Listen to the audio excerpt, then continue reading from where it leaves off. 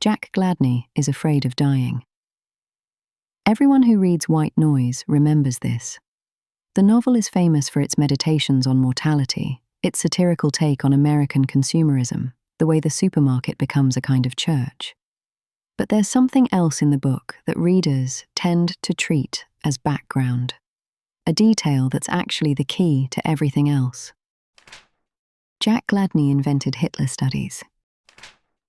Not joined, not stumbled into, invented. He created an entire academic discipline around the aesthetics of atrocity. He grew a beard and gained weight to look more imposing at conferences. He changed his name from Jack to J.A.K., 3 letters, like the dictator he studies. And DeLillo makes sure we know this before anything else happens. Before the toxic cloud, before the pills, before the fear of death becomes explicit. The fear was already there. Jack just found a way to dress it up. This is what White Noise is actually about. Not death anxiety, but what we do with death anxiety. How we package the unbearable into something we can professionalize, consume, discuss at conferences. Jack stares at footage of crowds and disasters because it lets him experience death from a safe distance. The sublime terror of Hitler's rallies becomes an aesthetic category. Mass death becomes a curriculum. When the airborne toxic event arrives, this vague, ominous cloud that may or may not kill everyone, Jack is forced to confront the thing he's been studying all along. But here's the uncomfortable part. He's almost disappointed that it doesn't feel more significant. He's been rehearsing catastrophe for years in lecture halls, and the real thing is just confusion and traffic and not knowing what to do. The event refuses to match the aesthetics he's spent his career cultivating. DeLillo wrote this in 1985, before the internet, before doom scrolling became a lifestyle.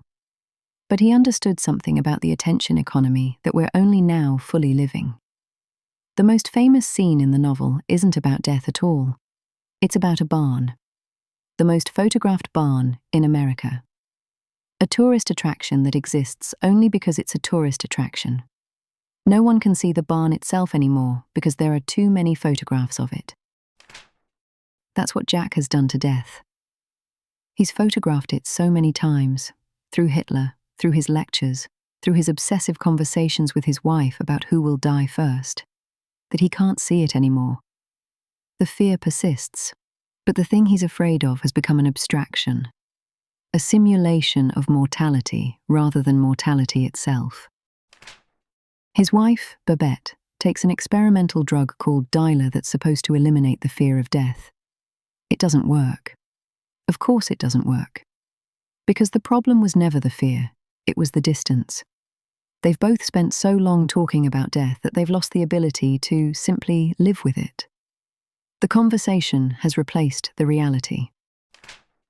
This is DeLillo's real subject. Not consumerism, not technology, not postmodern surfaces, though all of those are present. It's the specific modern condition of knowing too much and feeling too little, of having access to every atrocity in history, every disaster in real time, and finding that the access doesn't bring understanding. It brings a kind of numbness that looks like sophistication. Jack chose Hitler studies because Hitler represents death at its most organized, its most systematic.